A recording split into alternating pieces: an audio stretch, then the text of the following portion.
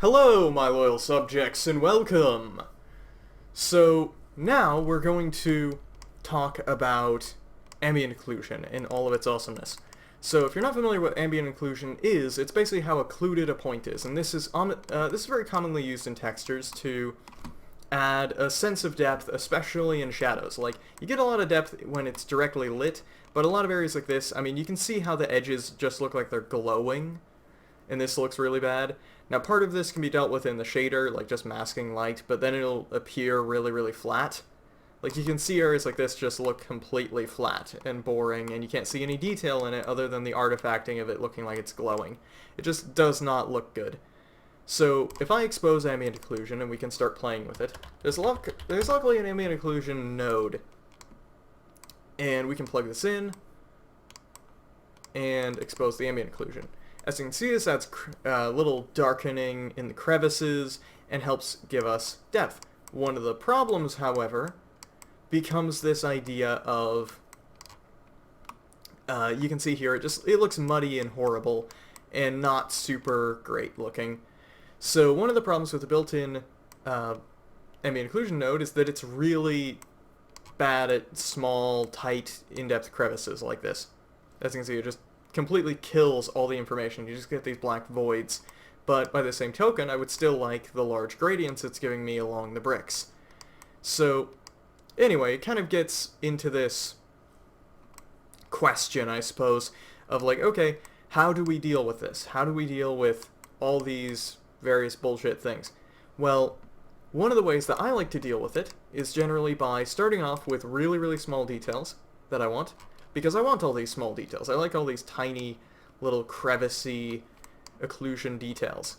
You know, they're subtle, but I love starting with them because they're just nice and they give you all the tiny little areas, and they're a good starting point. Now I like to go one stage up. I like to make a new ambient occlusion node. You can play around with low frequency and high frequency and everything, but in my experience that makes it way more muddy than it is helpful, so yeah, I don't entirely recommend it. So anyway, then I'm just going to blend these together by multiplying them. So we've got the larger scale details that we might have.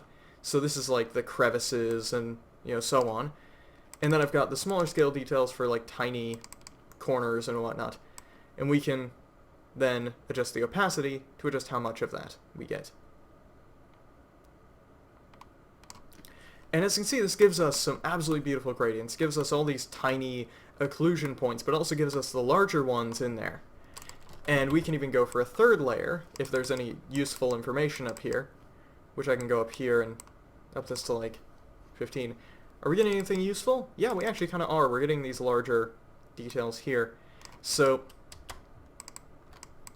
I'm just going to select this, blend, multiply this over, multiply, no, not add sub, multiply.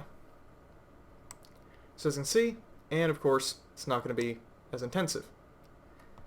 So there we are, there's our glorious ambient occlusion map. We still get some of that light bleed, but again, this would usually be dealt with in your game shader or whatever. So, here we are, in all of its glory. Yeah, look at that. Look at that prettiness. So, anyway, here we are. Here's our ambient occlusion. You can keep playing around with these different maps. You can make a custom node for it if you wanted. There's all kinds of cool stuff you can do.